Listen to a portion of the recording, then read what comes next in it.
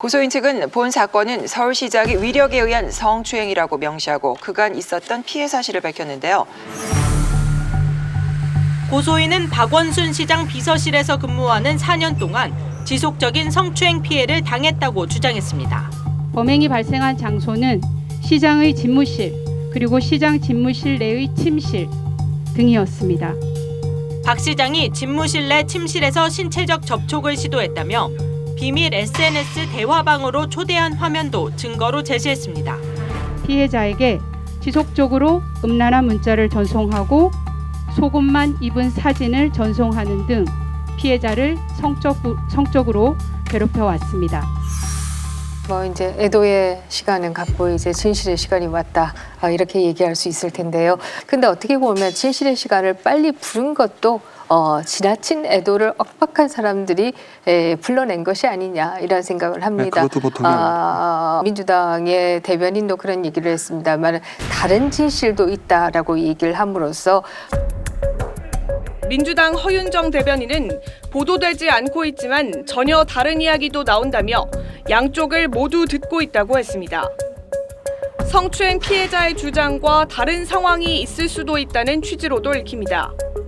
논란이 커지자 허 대변인은 그린벨트 해제 등 부동산 문제에 박 시장이 스트레스를 받았다는 등의 보도도 나온다는 점을 언급한 것이라고 했습니다.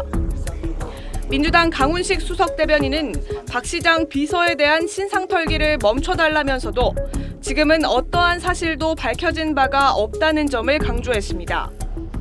고소인이 얘기하고 있는 내용이 아니라 다른 내용이 있는 듯이 몰고 가려고 하는 움직임들이 나타났다. 더더욱이나 부시장 윤준병, 윤준병 네. 의원의 경우에는 박원순 전 시장 밑에서 행정 1부시장을 지낸 민주당 윤준병 의원이 SNS에 올린 글입니다.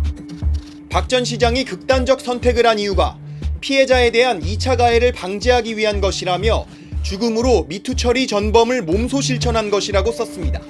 또 피해자를 봐왔고 시장실 구조를 아는 입장에서 이해되지 않는 내용이 있었다고도 했습니다. 자신의 글이 가짜 미투를 주장했다는 논란으로 번지자 가짜 미투 의혹 제기 의도는 없었다고 해명했습니다. 마치 이 고소인 쪽에서 하는 얘기들이 어떤 상징 조작을 통해서 성추행으로 몰고 가는 듯이 이렇게 얘기를 하기 시작했다라고 하는 것도 아마 이 고소인의 입장에서는 상당한 압박을 받을 수밖에 없지 않았느냐, 오히려 더 분노할 수밖에 없지 않았느냐, 이것이 저는 진실의 시간을 오히려 빨리 불러낸 것이 아니냐, 이렇게 생각합니다.